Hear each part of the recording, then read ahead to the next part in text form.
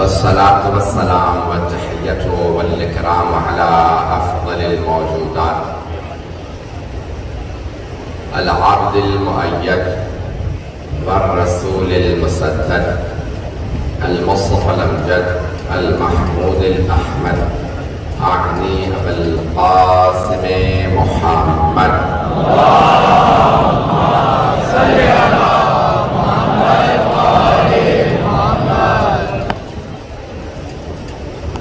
وعلى روحه ونفسه وسهره ووصيه سيد الأتقياء والأصفياء مولى الموالي إمام المتقين علي بن أبي طالب اللهم صل على محمد وآل محمد وعلى أوصيائه لا سيما بقية الله في الأرضين روحي وأرواح العالمين لتراب وقدمه الزنا واللعنة الدائمة على أعدائهم أجمعين من الآن إلى قيام يوم الدين.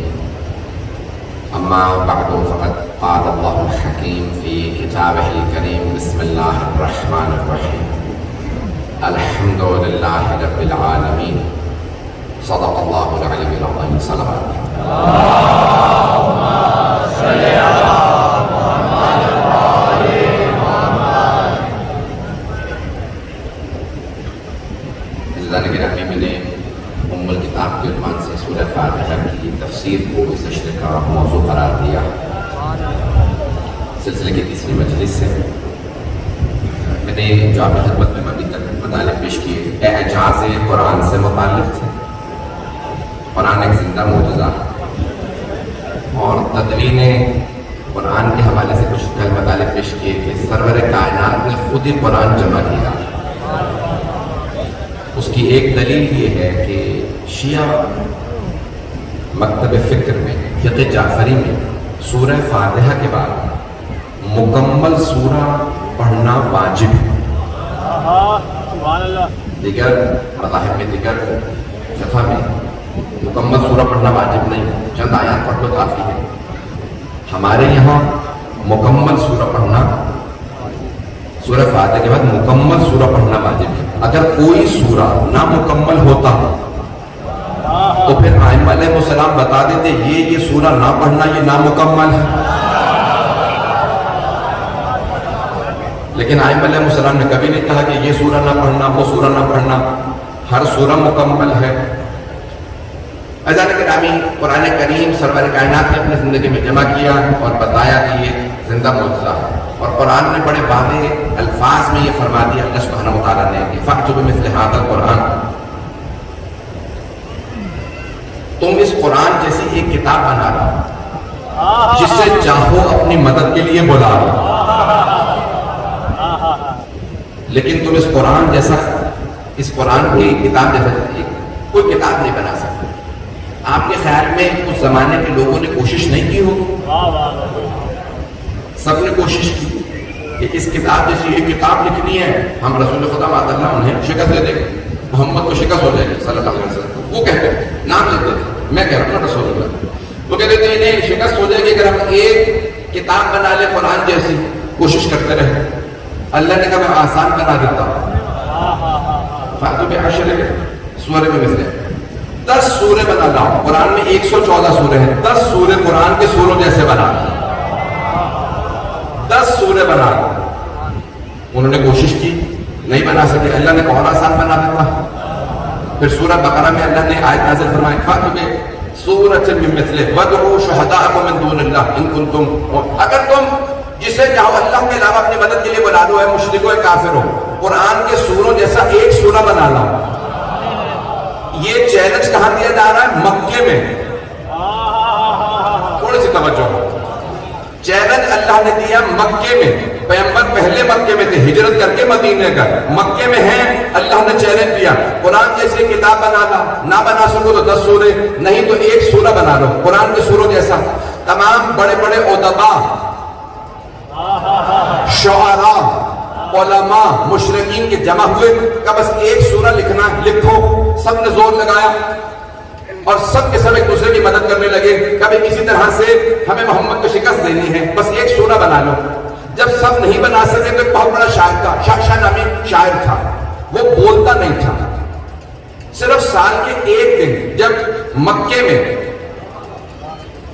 عکاظ کا میلہ لگتا تھا، سب جمع ہوتے تھے، عرب پورے حجاز مقدس سے سب مکے آتے تھے، تو وہ اپنی شاعری سناتا تھا. پورے سال نہیں، 364 دن خاموش رہتا تھا.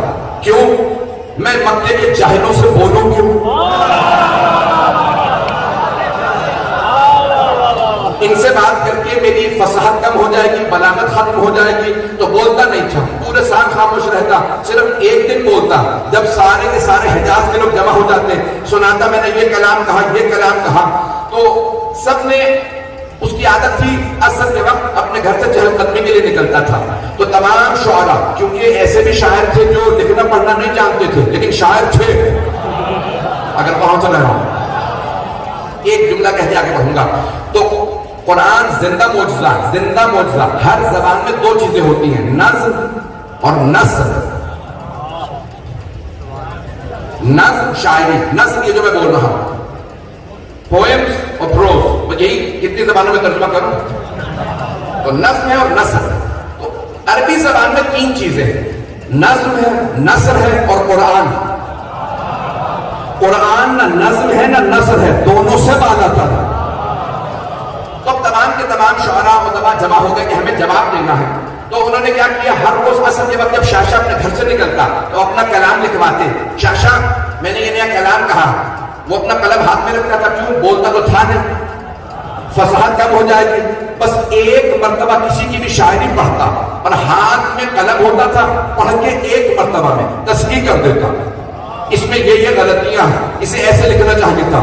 بولتا نہیں تھا، صرف پڑھ کے ایک مرتبہ غلطیاں درست کر دیتا، تصحیح کر دیتا. سرور کائنات نے کہا جہاں خانہ کعبہ کے غلافوں پہ 7 معلقات، 7 بڑے شعراء کے کلام لٹکائے گئے ہیں، معلق ہیں، وہاں جا کے قرآن کا سب سے مختصر سورہ، سورہ کوثر لکھ کے لگا دو، تاکہ جو عرب آئے پڑھنا جانتا ہو تو پڑھے گا، نہیں تو پوچھے گا 7 تھے، یہ کس کا کلام ہے؟ 7 معلقات کے مقابلے میں. تو سب کے سب کہتے ہیں یہ محمد نے چیلنج کے طور پہ بھیجا کہ وہ اللہ کا رسول ہے. سب پڑھتے سنتے. بسم اللہ الرحمن الرحیم، انا اعطیناک الکوثر فصل لربک وانحر ان شانئک ھو الابتر. اللہ کے رسول نے جب چیلنج کے طور پہ ایک سورہ دیا تو وہ بھی سورہ کوثر، کیونکہ جس بی بی کے شان میں سورہ نازل ہوا تھا اس بی بی کا جواب نہیں، اس سورہ کا بھی جواب نہیں. چلتے رہیے گا. ایک مرتبہ جناب سرور کائنات نے کہا یہ سورہ لکھ کے لگا دو خانہ کعبہ کے اندر. کچھ لوگوں نے کہا یہ اتارو. ابو سفیان، عتبہ، شیبہ، ابو جہل سب جمع ہوئے اور کہا کہ بھئی ہمیں جواب چاہیے. انہوں نے سورہ اتارا اور شاہ کے پاس لے گئے. کچھ لوگوں نے اپنا کلام دکھایا، شاہ نے ایک مرتبہ قلم نکالا، تصحیح کی، آگے بڑھا. کسی دوسرے نے اپنا کلام دکھایا، یہاں تک ایک مرتبہ کسی نے سورہ کوثر سامنے رکھا. شاہ نے قلم اٹھایا، جلدی سے سورہ پڑھا. جب لکھنا چاہا تو کچھ لکھ نہیں سکا. اس نے دوبارہ سورہ کوثر کو پڑھا، دوبارہ سوچا اس میں غلطی نظر نہیں آ رہی. جب تیسری مرتبہ اس نے سورہ کوثر کو پڑھا تو پڑھنے کے فوراً بعد بول اٹھا جو بولتا نہیں تھا، ما ھذا من کلام البشر، یہ بشر کا کلام نہیں ہے، یہ ما فوق البشر کا کلام ہے، مجھے اس میں خطا نظر نہیں آ رہی. ایک مرتبہ ابو سفیان نے کہا کلام چھپا لو، شاہ کو جواب نہیں آ رہا. جب شاہ کو جواب نہیں آ رہا تو کسی سے جواب نہیں بنے گا. تو ابو سفیان سے سب نے کہا جب جواب محمد نے مانگا سورہ کا جواب دو، اب کیا کریں گے؟ کہا میرے گھر چلو. دار الندوہ میں اس کا گھر. کراچی کی زبان میں پنچایت کہتے ہیں. مجھے کسی نے کہا، میں کسی بچے سے پوچھ رہا تھا کہ اس کا ترجمہ کیا کہیں گے، پنچایت ہی کہتے ہیں جو ہم بتا رہے ہیں. تو اس کے گھر میں پنچایت لگتی تھی، سارے کے سارے سردار جمع ہوتے تھے. سردار قریش کے جتنے سردار تھے ابو سفیان کے گھر میں جمع ہوتے، سب جمع ہو گئے. اس نے کہا جواب لکھیں گے. کہا جواب تو اب نہیں بن سکتا. ابو سفیان نے کہا اب جواب نہیں بن سکتا. جب سب شعراء نے گھٹنے ٹیک دیے، محمد کا جواب نہیں ہے.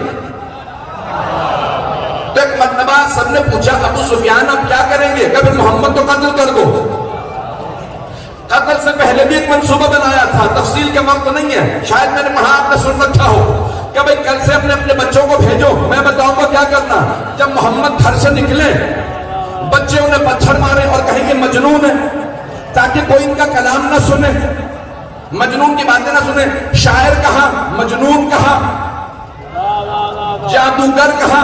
بھئی تین الزامات لگے پیغمبر پہ، یہ شاعر ہے، جادوگر ہے یا مجنون. بچوں نے پتھر مارے بچوں کو. خواتین سے کہا یہ جادوگر، خواتین جادوگروں سے ڈرتی تھی. مردوں سے کہا شاعر ہے. اس زمانے کے شاعر شرابی ہوتے تھے، بد کردار ہوتے تھے کہ ان کے قریب نہ جانا. اب تین الزامات لگا کے سارے مکے والوں کو پیغمبر سے دور کرنے کی کوشش کی گئی. جب دور نہ کر سکے گا کانوں میں روئیاں ٹھوس لو، جو مکے سے باہر سے آئے روئی رکھے، محمد کے کلام کو نہ سننا. یہ قرآن سناتے ہیں، جو سنے وہ ان کا ہو جاتا. باہر سے آنے والا جو ان کا کلام سنتا ان کا ہو جاتا، کوئی نہ سنے. اب پتہ چلا جب کسی کے علم کا جواب نہ ہو تو سازشیں کی جاتی ہیں. ابھی بھی نہیں ہے لوگ، مجمع نہیں ہے میرے ساتھ. جب کسی کے حق کی مخالفت کی، انسان کے پاس حق کی کوئی جواب کوئی نہ ہو، انسان کے پاس جواب نہ ہو تو انسان تہمت لگاتا. عزاداری پہ بھی 3 تہمتیں لگی. بچوں کو دور کرنے کے لیے کہا گیا دیگ میں ڈال دیتے ہیں. خواتین سے کہا شام غریبہ میں نہ جانا. مردوں سے کہا علم نہ دیکھنا، نکاح ٹوٹ جائے.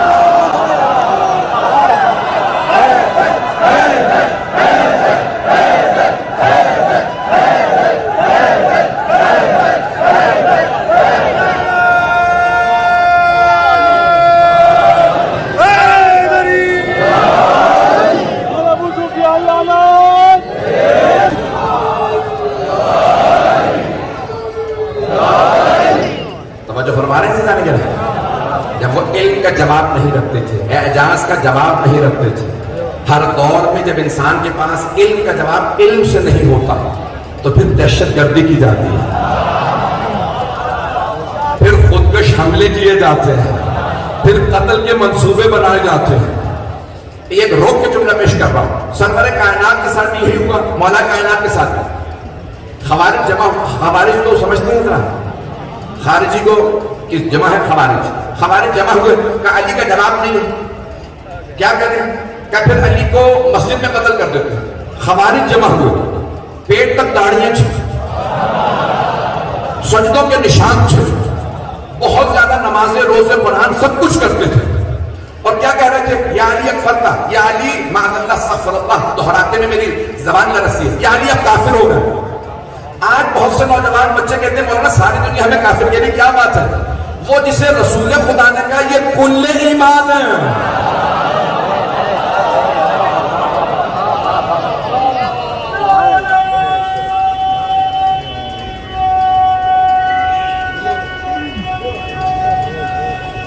ماشاءاللہ حیدری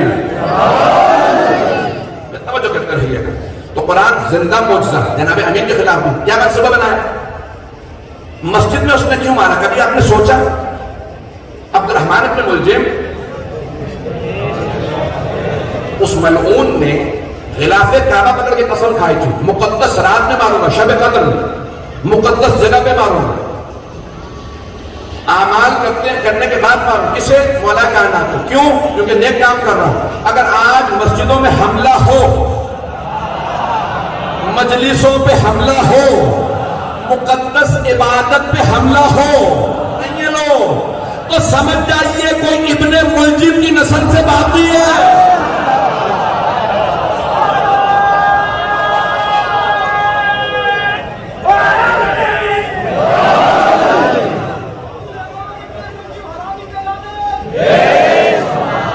توجہ میرے ساتھ رکھیے گا سنانے کے نام بات پہنچ رہی ہے میری. اب سرور کائنات نے کہا زندہ معجزہ ہے قرآن کریم. وہ علم کا جواب علم سے نہیں لا سکتے. میں جو انجولی میں پڑھ رہا ہوں وہاں پہ حکمت میرا موضوع ہے، دین و حکمت، وہاں میں پیش کروں گا لیکن ایک اشارہ کر رہا ہوں. سارے کے سارے عرب ابو الحکم حکمت کا باپ کہتے تھے ابو جہل کو. نہیں ہے لوگ بہت کیا زیادہ نہ کھلوائیے گا موضوع. ابو جہل، رسول خدا نے کہا ابو جہل، رسول خدا سے پہلے کسی نے کبھی اسے ابو جہل نہیں کہا تھا، نام تھا عمر، عین میم رے واو، کیونکہ عمر سے تشبیہ ہو جاتی تھی تو اس لیے آخر میں واو لگایا گیا تاکہ عمر اور عمر میں فرق رہے۔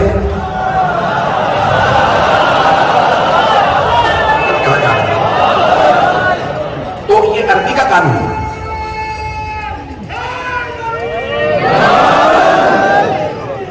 عربی کا قانون یہ ہے، بہت سے ہمارے لوگ پڑھتے ہیں عمرو، اگر لفظ غلط ہے، عمر ہے، عین میم رے واو، عمر ابن عبد ود، اس کا نام بھی عمر تھا، واو لگا دیتے ہیں تاکہ تفریق رہے، انسان کو دھوکہ نہ کہ نام کیا۔ یہ عربوں کا قانون ہے، عربی ادب کا قانون ہے، پتہ نہیں آپ لوگ کہاں پتا ہے۔ تو توجہ میرے ساتھ رہے گا، لیکن عمر اس کا نام تھا اور سردار تھا، قابل ترین آدمی تھا، سب اسے ابو الحکم کہتے تھے، حکمت کا باپ، دانائی کا باپ۔ رسول خدا نے کہا نہیں، یہ دانائی کا نہیں، جہالت کا باپ۔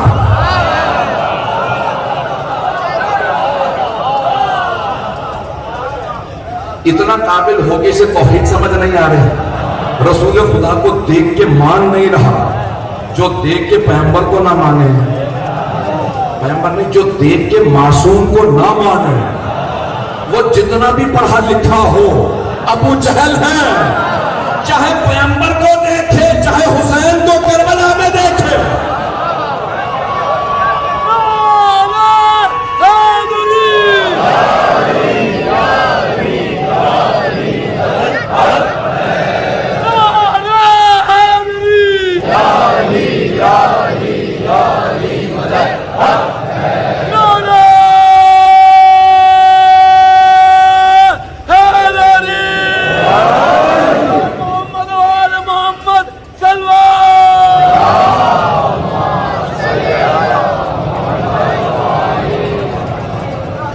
توجہ فرما رہے ہیں کرام، بڑے بڑے قابل افراد موجود تھے، لیکن انہیں قرآن سمجھ نہیں آیا، انہیں توحید سمجھ نہیں آیا، انہیں رسالت سمجھ نہیں آئی، انہیں امامت سمجھ نہیں آئی، انہیں ولایت سمجھ نہیں آئی۔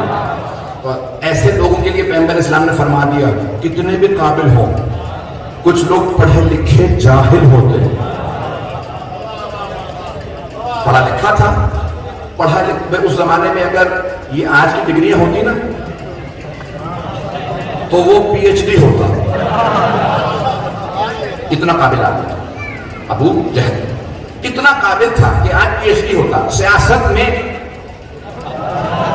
ابو سفیان پی ایچ ڈی ہوتا، ایسے ایسے منصوبے رسول خدا کے خلاف لے کے آتا، لیکن حبیب خدا اپنے اس تبلیغ کے کام پہ کام کر رہے ہیں۔ ان ھذا القرآن یہدی للتی ہی اقوم، یہ قرآن بہترین راستے کی طرف ہدایت کرتا ہے، جو سب سے سیدھا راستہ ہے یہ اس کی طرف ہدایت کرتا ہے۔ سیدھے راستے کی خصوصیت یہ ہوتی ہے، سیدھے راستے کی، کہ اس پہ کوئی شارٹ کٹ نہیں جاتا، نہیں پہنچا سکا۔ دیکھیں شارٹ کٹ، اب اردو میں مجھے کوئی لفظ نہیں ملا صحیح، شارٹ کٹ سمجھتے ہیں تمام حضرات، انگریزی کا لفظ ہے، ایک راستہ کہیں جا رہا ہے تو آپ کہتے ہیں بھئی میں کہیں شارٹ کٹ لگا لوں، بیچ سے کوئی گلی نکال لوں، کوئی راستہ تلاش کر لوں، یہ راستہ ملا کم ہو جائے۔ شارٹ کٹ وہاں لگایا جاتا ہے جہاں سڑک ٹیڑھی ہو، سیدھی نہ ہو، لیکن سیدھے راستے پہ شارٹ کٹ نہیں جاتا۔ ہر وہ آدمی جو صراط مستقیم پہ شارٹ کٹ لگائے، سمجھ لو صراط مستقیم سے ہٹ گیا، نہیں پہنچا سکا، پھر بھی نہیں پہنچا سکا۔ جب سیدھا راستہ ہوتا کوئی پوچھے کہاں جانا، سیدھے راستے پہ راستہ پوچھنے کی ضرورت نہیں ہوتی، جانا کہاں، کہیں نہیں، سیدھے، مڑنا کہاں، مڑنا ہے ہی نہیں۔ سیدھے راستے پہ ہدایت کی ضرورت نہیں ہوتی، بھئی جب راستہ ٹیڑھا میڑھا ہو تو انسان کو ہدایت کی ضرورت ہوتی ہے۔ ہدایت کے دو طریقے ہیں، اراءۃ الطریق اور ایصال الی المطلوب، منطق کی روح سے۔ ایصال الی المطلوب، میں نے ٹیکنیکل بحث شروع کی ہے، میرا ساتھ دیجیے گا۔ ایصال الی المطلوب، مثال کے طور پہ میں یہاں قریب سے آیا ہوں، 15-20 منٹ کا راستہ، کوئی مجھ سے پوچھے کہ اس جگہ پہ جانا، تو میں کہوں گا میرے ساتھ ہی چلیے، میں بھی اسی مجلس میں جا رہا ہوں۔ تو مطلوب تک پہنچانا یہ ہے ایصال الی المطلوب، مقصد تک پہنچانا، ہدف تک پہنچانا، یہ ہدایت ہے۔ دوسرا، کوئی آدمی مجھ سے کسی اور جگہ کا راستہ پوچھے، میں کہوں بھائی یہاں سے نکلیں گے، الٹے ہاتھ میں مڑ جائیے گا، سڑک کے اختتام سے دائیں مڑ جائیے گا، جب مین روڈ پہ چلتے رہیں گے وہاں سے ایسے ایسے پہنچیں گے اور آپ اس جگہ پہ پہنچ جائیں گے۔ اسے کہتے ہیں اراءۃ الطریق، راستہ دکھانا۔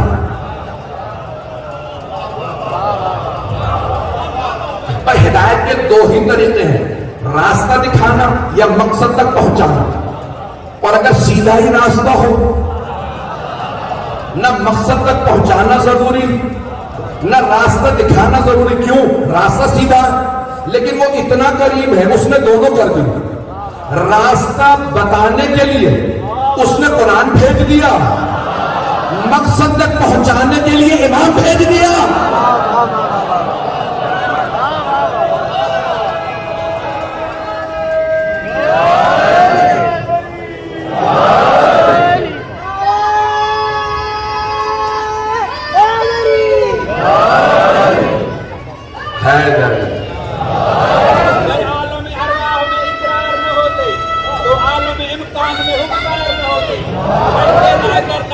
حضرت نوح بھی تو رہتے وہ اس بار کبھی اس بار نہ ہوتے، بچتے نہ ہلاکت سے محمد کے صحابی، گر میرے علی ان کے مددگار نہ ہوتے۔ اسلام تو بناتا ہے اندر سے بہادر، گر ہوتے مسلمان تو فرار نہ ہوتے۔ فقط میرے علی کو اس لیے کہ حیدر کے بنا یار کبھی جار نہ ہوتے۔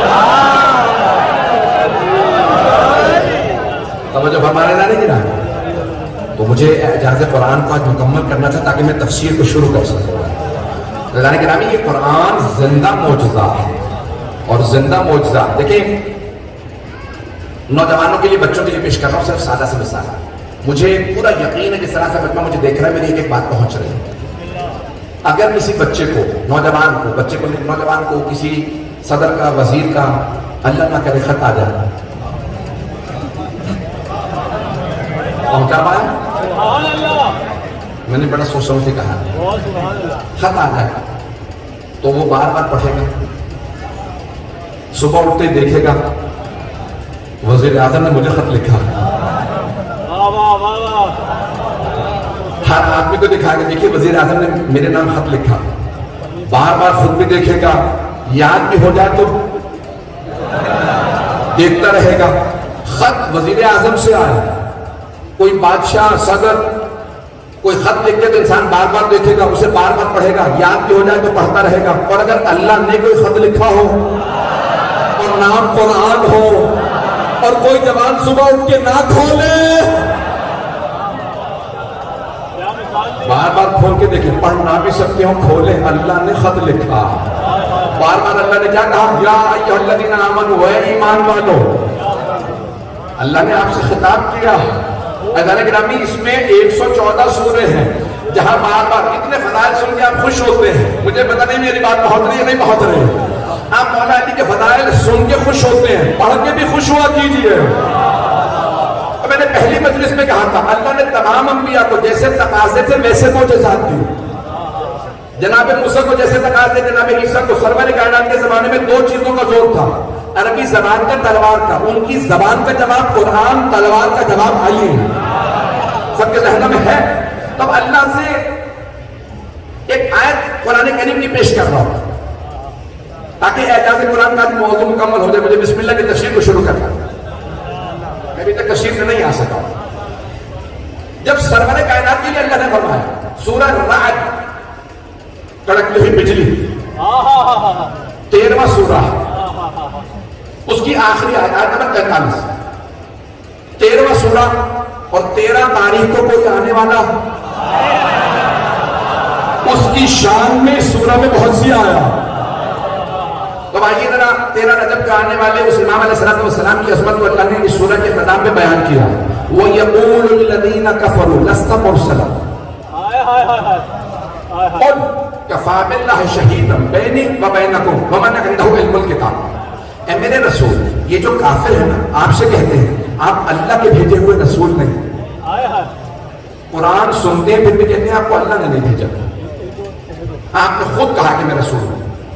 قل، ان کے جواب میں کہہ دیجیے کفا باللہ شہیدا بینی و بینکم ومن عندہ علم الکتاب، اے کافرو تمہارے اور میرے درمیان بس 2 گواہ کافی ہیں، اس بات پہ کہ میں اللہ کا رسول ہوں، بس 2 گواہ کافی ہیں، ایک خود اللہ فرما رہا، ایک میں کافی ہوں، دوسرا وہ جس کے پاس پوری کتاب کا علم ہے، اگر پہنچ جائے جس کے پاس پوری کتاب کا علم ہے۔ مسجد کوفہ مولا متقیان خطبہ دے رہے ہیں، خطبہ دیتے دیتے ایک آدمی وسط سے کھڑا ہو گیا کہ یا علی، قرآن کریم میں اللہ نے سینکڑوں آیات آپ کی شان میں نازل کی ہیں، یہ بتائیے ان تمام آیات میں آپ کو اپنی شان میں نازل ہونے والی کون سی آیت سب سے زیادہ پسند ہے؟ میرے مولا نے یہ نہیں فرمایا کل تک کی مہلت دے میں ذرا قرآن دوبارہ دوہرا لوں،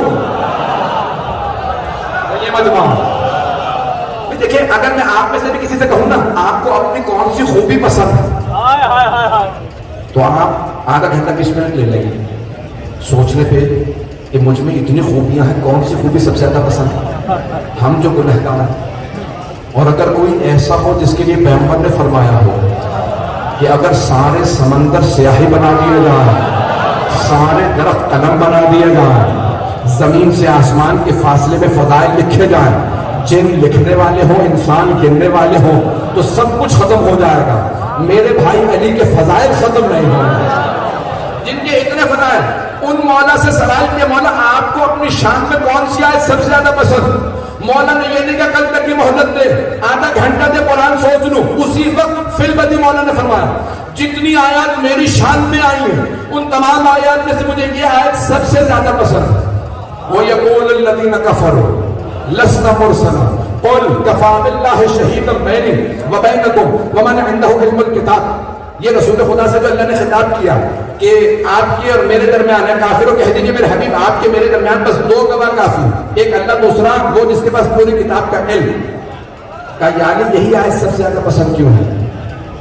آپ نے فرمایا کیونکہ یہاں اللہ نے اپنے نام کے ساتھ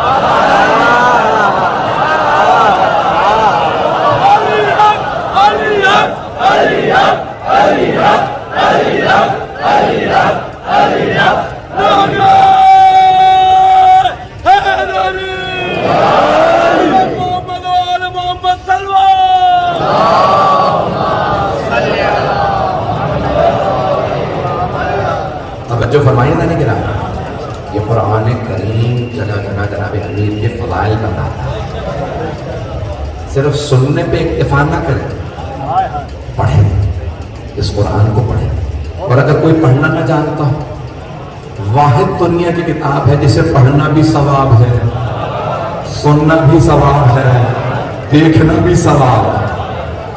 جب چھوٹے امام سے کسی نے کہا مولا میں نے قرآن حفظ کر لیا، آپ کہتے ہیں دیکھ کے پڑھو، تو کیا ابھی بھی دیکھ کے پڑھو؟ مولا نے کہا صرف دیکھ کے نہیں، اونچی آواز سے دیکھ کے پڑھو۔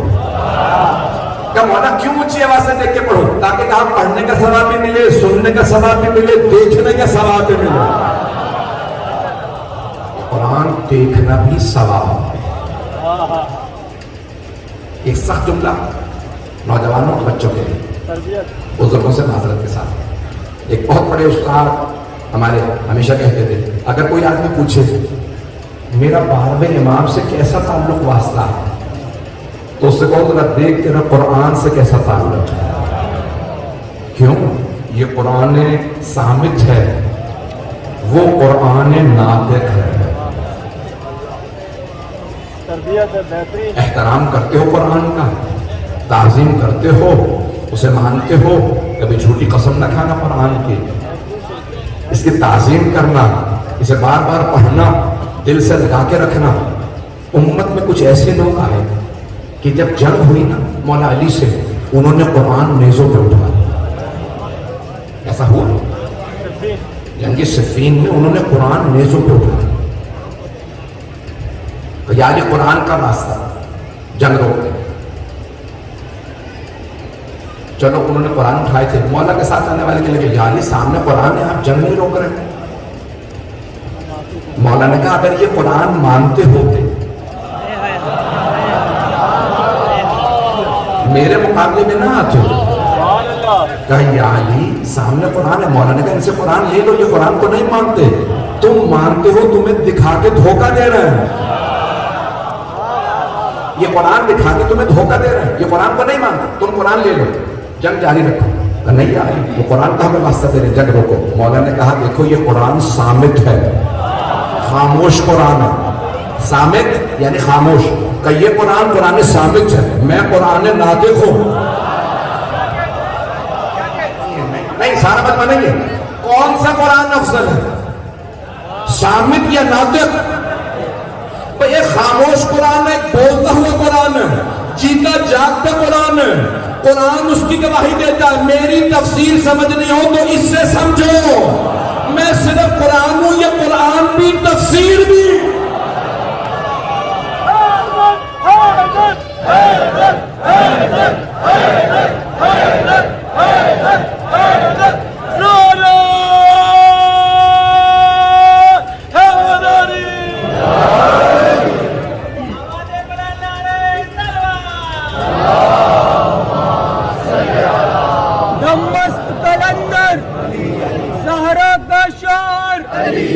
زینب کا لہجہ, سجاد کا خطبہ, حسنین کا بابا, عباس کا نعرہ, ذرا زور سے بولو.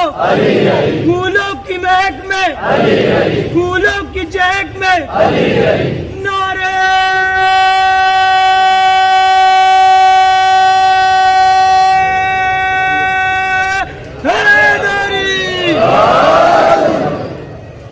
فرمانے میرے بھائی عزیزان گرامی, یہ قرآن زندہ موجودہ ہے. ایک آخری بات کہہ دوں اعجاز کے حوالے سے, پھر کل بسم اللہ کی تفسیر کو پیش کروں گا انشاءاللہ تعالی بشرط حیات. آج سب لوگ کہتے ہیں اے کاش میں رسول خدا کے زمانے میں ہوتا, اے کاش میں جناب امیر کے زمانے میں ہوتا, اے کاش میں مولا حسن کے زمانے میں ہوتا, اے کاش میں مولا حسین. ایسا ہے؟ میں بھی کہتا ہوں, دن رات کہتا ہوں, دعائیں مانگتا ہوں کاش ہوتا, اپنی جان قربان کرتا, ان کے قدموں میں اپنا سر رکھتا, میں ان کی قدم چومتا. یہ میں خطابت نہیں کر رہا ہوں, خدا کی قسم یہ خطابت نہیں, میری عقیدت ہے. میں ان کے ہاتھ نہ چومتا, میں ان کے قدموں کو چومتا. میں اس زمانے میں ہوتا, ہم ان کے معجزات دیکھتے ہیں, لیکن رسول خدا کا ایک زندہ معجزہ آج موجود ہے, وہ ہے قرآن جو ہر گھر میں ہے. اسے کیوں نہیں دیکھتے؟ میں جانتا ہوں میری بات بری لگے گی, کیوں نہیں دیکھتے اس قرآن کریم؟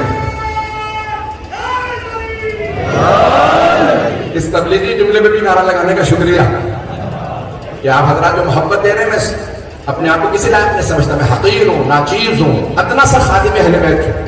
میں ممنون ہوں آپ محبت سے سننا نہیں رکھتے, لیکن عزیزان گرامی یہ زندہ موجودہ ہر گھر میں موجود ہے. میں نے گھر میں دیکھا قرآن کریم پورا ایک صفحے پہ موجود ہے نقش. میں نے میگنیفائنگ گلاس سے دیکھا کہ واقعی یہ سورہ مکمل ہے. میں نے بھی اپنے گھر میں ویسے ہی نقش لگایا. گھر میں آتے جاتے زیارت کرو, کیونکہ 4 چیزوں کا دیکھنا بھی عبادت ہے. قرآن کا دیکھنا عبادت, مولا علی کے چہرے کی زیارت کرنا عبادت, خانہ کعبہ کو دیکھنا عبادت, اور چوتھی چیز والدین کے چہرے کو محبت سے دیکھنا عبادت. آپ میں سے ہر آدمی عابد ہے اگر والدین کو محبت سے دیکھتا رہے. سب جملوں کو بہت معذرت, لیکن پیش کروں گا. لیکن ابھی یہ قرآن زندہ معجزہ, بار بار دیکھیں, یہ مولا کائنات کی یاد دلاتا ہے, رسول خدا کی یاد دلاتا ہے. قرآن آپ کے گھر میں موجود ہے. احترام دے سے بغیر وضو کے قرآن کو چھو نہیں سکتے. فقہی مسئلہ, جلد کو پکڑ سکتے ہیں, لکھائی کو نہیں چھو سکتے. آخری جملہ پیش کر رہا ہوں, اس کے بعد مساج پہ آ جاؤں گا. 2 سے 4 منٹ کی زحمت. قرآن لا یمسہ الا المطہرون, سورہ واقعہ اٹھا کے دیکھیے. لا یمسہ, کوئی مس نہ کرے قرآن کو سوائے اس کے جو پاک ہو. الا المطہرون, اسی لیے کہا جاتا ہے وضو طہارت ہے. توجہ, وضو غسل طہارت ہے. اگر غسل نہ ہو, وضو نہ ہو, قرآن کو چھونا حرام, گناہ ہے. بغیر وضو کے قرآن کی لکھائی کو مس بھی نہیں کر سکتے. نہیں ہے مجمع. جب تک انسان پاک نہ ہو تو قرآن کی لکھائی کو چھو نہیں سکتا, کیونکہ قرآن ہے پاک. جب قرآن ثابت تو کوئی پاک نہ ہو تو چھو نہیں سکتا. اب سمجھ میں آیا, قرآن ناطق کو سمجھنے کے لیے شجروں کا پاک ہونا.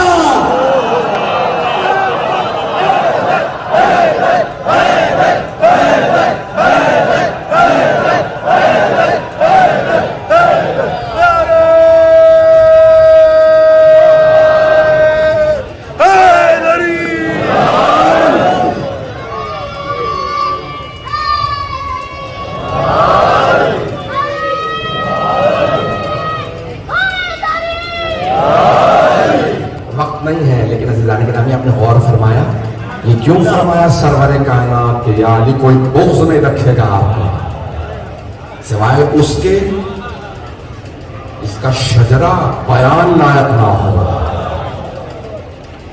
حضرت گرامی یہ اسی لیے کہا جاتا ہے کردار پاک رکھیں تاکہ آل محمد سے قریب ہوں, دل پاک رکھیں ان کی محبت دلوں میں نہ آئے. اور اگر کوئی پاک نہیں تھا تو وہ آل محمد کے پاس نہیں آ سکے. چند اچانک بارش کے چند قطرات آئے ہیں, پیش کر رہا ہوں, مساجد کی طرف جا رہا ہوں. یہ رحمت پروردگار, میں مساجد کی طرف جا رہا ہوں, لیکن اس سے پہلے جملہ کہنا چاہتا ہوں. میں نے جملہ چند برس پہلے رضویہ میں پیش کیا تھا, اسی پہ تمام کروں گا. تمام اس کو اپنے ذہن نشین کر لیں اس جملے کو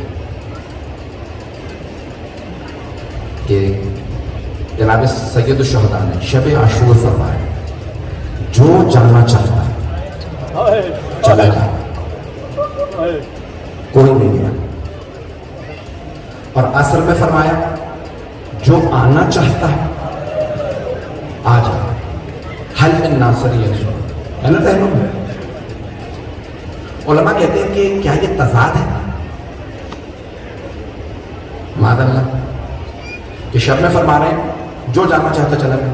اگر آپ نے بلانا ہی ہے مولا تو کیوں فرما رہے ہیں جو جانا چاہتا چلا گیا؟ اور فرمائے اگر آپ نے بلانا تھا نا اصل میں تو کیوں کہہ رہے ہیں شب میں جو جانا چاہتا چلا جائے؟ تو مولا فرمائیں گے. مرحوم شیخ جعفر شوشتری نے اپنی کتاب مولا کے فضائل میں جو لکھی نا 700 صفحے پہ, اس میں بیان کی. وہ کہتے ہیں مولا نے اپنوں میں شب عاشور فرمایا جو جانا چاہتا ہے چلا جائے, کوئی نہیں گیا. اپنوں میں کیوں؟ کیونکہ قیامت تک اللہ, انبیاء, ملائکہ اور مومنین جو میرے ساتھ شہید ہوں گے ان پہ سلام بھیجیں گے. کوئی ایسا نہ ہو جو سلام لائق نہ ہو تو وہ چلا جائے. اور عصر میں اپنے دشمنوں میں فرمایا جو آنا چاہتا ہے آ جائے, کوئی نہیں آیا. کیوں؟ مولا نے کہ ایسا نہ ہو کہ ان دشمنوں میں کوئی ایسا رہ جائے جو لعنت لائق نہ ہو. کیوں؟ قیامت تک تمام دشمنان حسین کے اللہ, اس کا رسول, تمام فرشتے, تمام ملائکہ, مؤمنین, متقین, صالحین سب لعنت بھیجتے رہے. تو دشمنان امام حسین علیہ السلام کے سارے دشمنوں پہ لعنت چاہیے. تو جانے کے نام مولا حسین نے کہا جو آنا چاہتا ہے کوئی نہیں آیا. تو مولا یہ سمجھا رہے ہیں میرے والوں میں کوئی برا نہیں ہوتا تو چلا جاتا, میرے دشمنوں میں کوئی اچھا نہیں ہے ہوتا تو آ جاتا. بس بس پہنچ گئے حضرات. تو مولا حسین نے اس انداز سے فرمایا جو آنا چاہتا. اب ایک ایسی ہستی تھی جو مولا کے پاس نہیں تھی, لیکن مولا اپنے علم امامہ سے جانتا. نام ہے حضرت حر. حضرت حر یزیدی لشکر میں تھے, عمر سعد کے ساتھ. عمر سعد بہت ہی ملعون انسان, بلکہ انسان ہی نہیں تھا, درندہ تھا. میں بہت معذرت چاہوں گا, سرکاری شروع ہو چکی ہے, مکمل کر لوں مسائل. میں بھی آپ کے ساتھ ہی بیٹھا ہوں, بس میرے بھائی مولا آپ سب لوگوں کو سلامت رکھیں.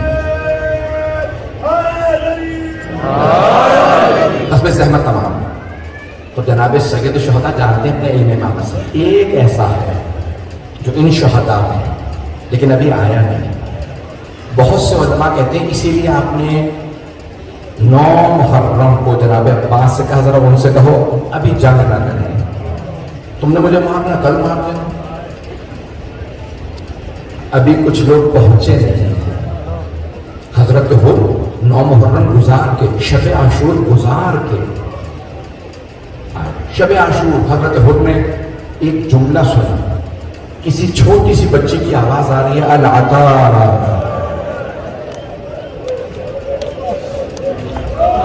العطا, ہائے پیاس ہائے پیاس. لیکن نا جس میں انسانیت ہوگی وہ خود بخود حسینی بن جائے. بس حضرت حر نے سنا بچوں کے رونے کی آواز آ رہی. کیا کیا؟ عمر سعد کے خیمے میں گئے, بس ایک سوال کیا, اے عمر سعد اتنا بتا دے کیا واقعاً کل جنگ ہوگی؟ عمر سعد نے کہا ہو ایسی جنگ ہوگی کہ ان کے سر کاٹ دیے جائیں گے, ان کے بازو تن سے جدا کر دیے جائیں گے, ہم لاشیں پامال کر دیں گے. بس حضرت حر نے یہ سنا, جواب نہیں دیا, خیمے سے باہر آ گئے. جب باہر آئے تو جناب حر کا بدن لرز رہا تھا. ایک آدمی آیا تھا, حر اگر کوئی مجھ سے پوچھتا نا کہ لشکر یزید میں سب سے بہادر کون ہے تو میں تیرا نام لیتا ہوں. تو 72 سے ڈرتا ہے, یہ بھوکے پیاسے ہیں, انہوں نے کچھ نہیں کھایا, ان کے پاس پانی نہیں ہے, یہ لڑ نہیں پائیں گے, ہماری فوج بہت بڑی ہے, کام کیوں رہا ہے؟ تو جناب حر کی آنکھوں سے آنسو بہنے لگے. کہا مجھے ان 72 سے ڈر نہیں لگتا, مجھے حضرت فاطمہ سے بہت ڈر لگتا, میں جناب زہرا سے بہت ڈرتا ہوں. ایسا نہ ہو کہ بیوی کی بددعا میں لگ جائے. یہ بیوی کے بچے تڑپ رہے ہیں, یہ آل فاطمہ ہے جو پیاس ہے.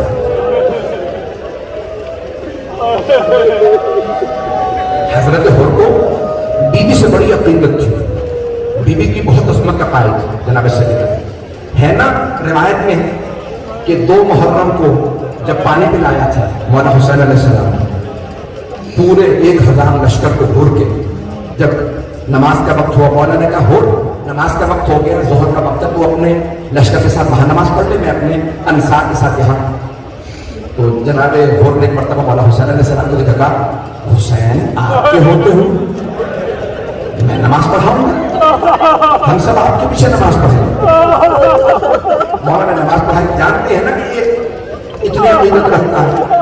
نماز پڑھائی مولا نے, اپنے زلجنہ پہ سوار ہوئے, جیسے ہی لجام فرس میں ہاتھ ڈالا, حر آگے بڑھے اور امام حسین کے گھوڑے کے لجام میں ہاتھ ڈالا. کہا حسین میں جانے نہیں دوں گا, مجھے عبید اللہ بن زیاد نے بھیجا گرفتار کرنے کے. تو مولا نے مرتبہ جناب حر کو دیکھا, کہا لین کلام کا یہ شیخ, حر آرام سے بات کر, تو اکیلا ہے, میرے ساتھ میری بہن ہے. اور پھر دوسرا جملہ کہا سکلت تو امک, تیری ماں تیرے غم میں بیٹھے, تو جانتا نہیں تو نے کس کا راستہ روکا. کچھ دیر تک حضرت حر مولا حسین کو دیکھتے رہے, اور جانتے کیا فرمایا؟ ایک مرتبہ دیکھنے کے بعد کہا حسین اگر پورے عراق میں مجھ سے کسی نے میری ماں کا نام لیا ہوتا میں اسے یہی جملہ پلٹا دیتا, لیکن میں کیا کروں, آپ کی ماں فاطمہ, آپ فاطمہ کے نام ہیں. علماء نے بڑی بحث کی کہ مولا علیہ السلام جانتے ہیں کہ یہ شہداء میں ہے, یہ میرا ساتھ دے گا, تو پھر کیوں کہا تیری ماں تیرے گھر میں بیٹھی؟ کہا مولا نے اسی لیے کہا تاکہ حضرت حر کو سوچنے پہ مجبور کرے. جب حر نے سنا نا اپنی ماں کا نام تو فوراً سوچنے لگے, کہوں حسین سے آپ کی ماں؟ کہا نہیں, یہ تو فاطمہ کے لال ہے. 2 محرم کو سوچنا شروع کیا, 9 محرم تک سوچتے رہے. اب 9 محرم کو فیصلہ کیا نہیں, میں یزید کے ساتھ نہیں رہوں گا, میں حسین کی طرف جاؤں گا. اب جب جانے لگے نا تو جناب حر کی آنکھوں میں آنسو بدن لرز رہا. اگر دیکھ سکتے تو دیکھیے گا, نہیں تو کربلا چلیے گا آنکھیں بند کر کے. ایک مرتبہ ایک آدمی نے کہا اپنا گھوڑا لے جا رہا ہے، جناب حور نے سوال کیا کہاں جا رہے ہو؟ اس نے کہا حور دیکھتے نہیں اتنی گرمی، میں گھوڑے کو پانی پلانے جا رہا ہوں۔ جناب حور نے کہا حور گھوڑے اور اونٹ پانی پی رہے ہیں، فاطمہ کی پوری نسل پیاسی ہے،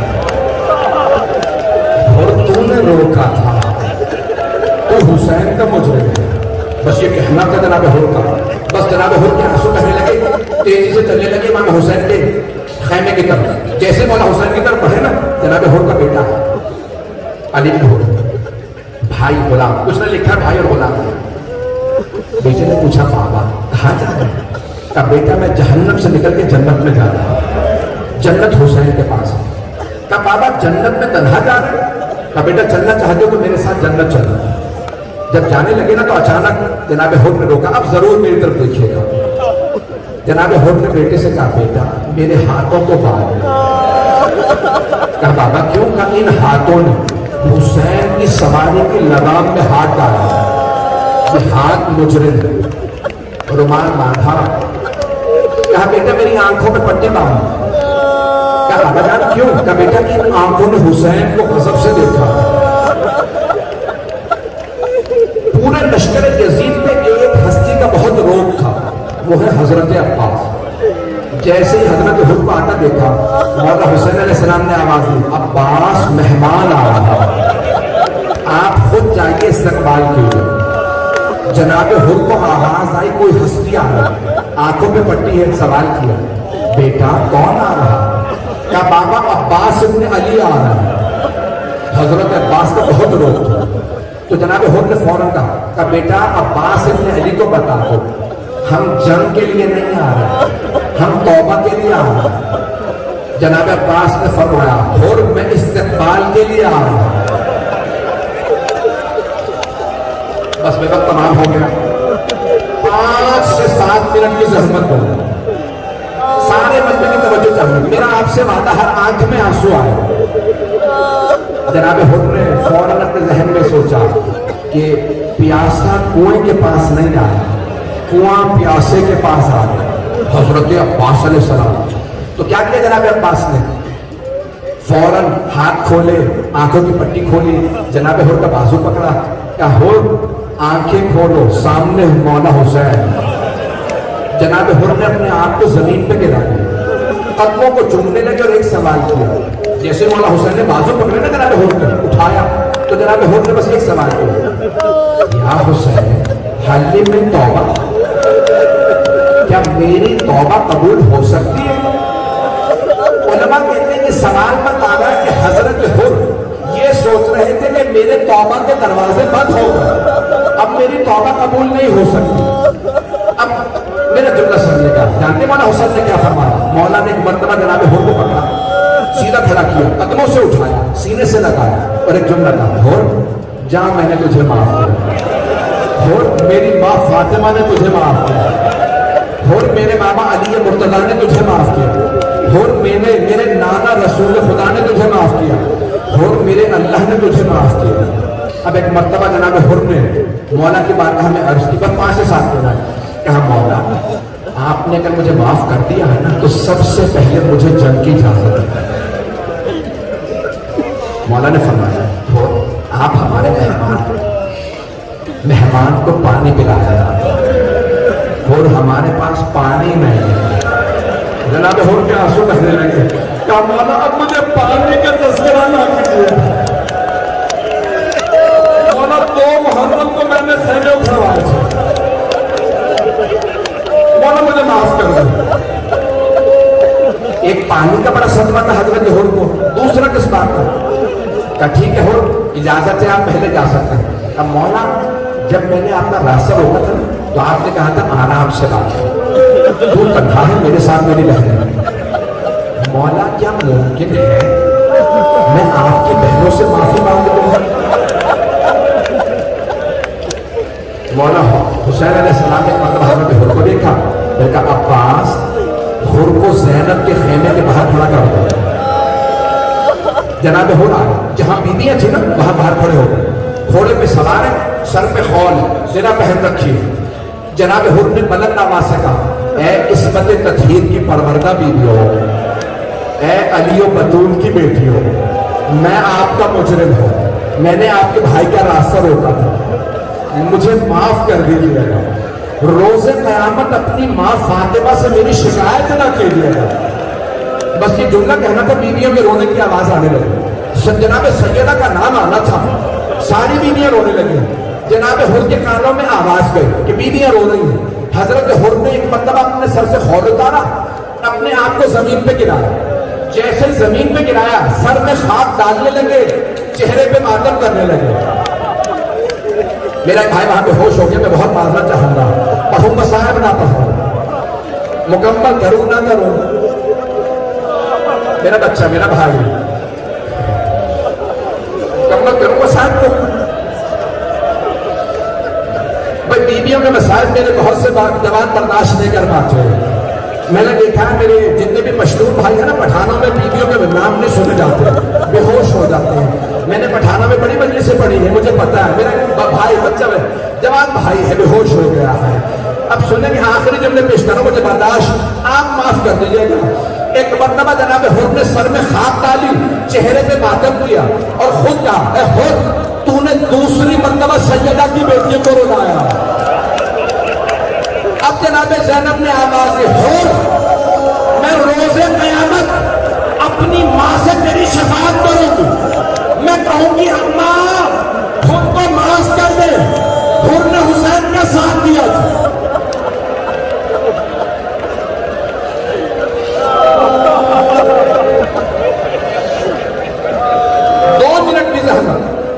जनाब हुर ने देखा इतना बड़ा लश्कर है, पहले फौरन कहा, बेटा आप जाइए जंग कीजिए, ऐसा ना हो कि मुझे मरता देखे, आप जंग ना करें, हुसैन का साथ छोड़ दें। एक मरतबा जनाब हुर ने कहा, बेटा आप पहले हमला करें। जनाब हुर के बेटे ने हमला किया। बेटा भूखा प्यासा नहीं था, वो उस तरफ से आया था।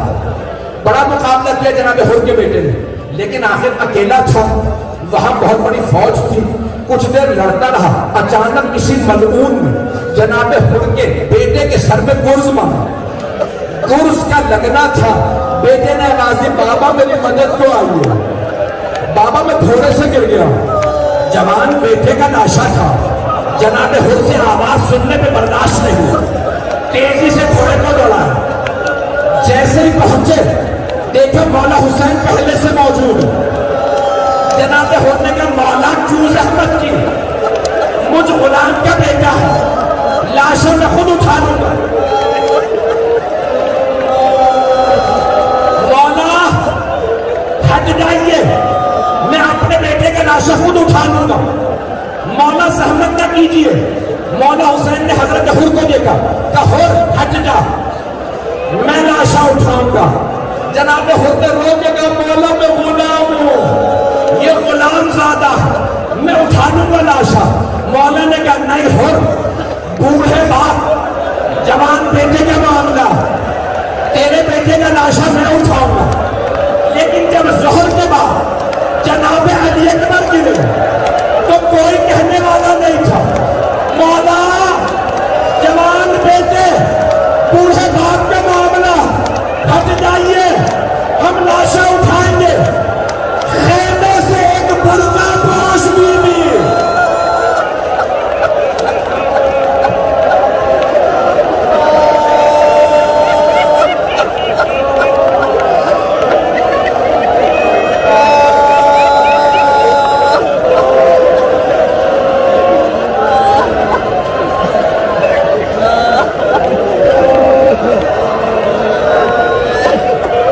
तो जुमले कहो, लेकिन एक और भारी हालत बुरी है, अब आप बर्दाश्त नहीं कर पा रहे हो। एक सवाल करूंगा बस, हाथों को बुलंद कीजिए, जो हाजत है तलब कर लीजिए, सब हाथों को बुलंद करो, मेरी तरफ देखिएगा। एक सवाल है मेरा आपसे, ये कितने नौजवान यहाँ पे बेहोश हो गए, कितने पे गिर गए हैं लोग, कितने बुजुर्गों से बर्दाश्त नहीं कर रहा। बस मेरा एक सवाल है, आप सब लोगों ने मसाइब सिर्फ सुने हैं, देखा कुछ नहीं है। मौला हुसैन ने कलेजे में, जवान बेटे के कलेजे में